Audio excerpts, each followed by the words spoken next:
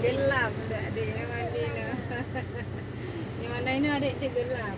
Gelap. Bagi nenek tu kan. Ada yang mat. Memang. Cepat ya. Naik perahu bisa.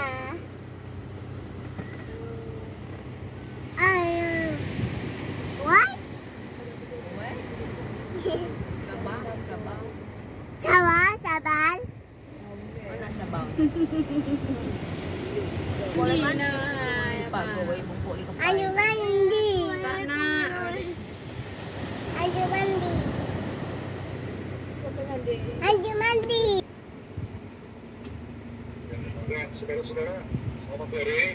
Saya baru saja ikut simposium internasional dan banyak sekali orang-orang asing dan juga orang Indonesia yang tidak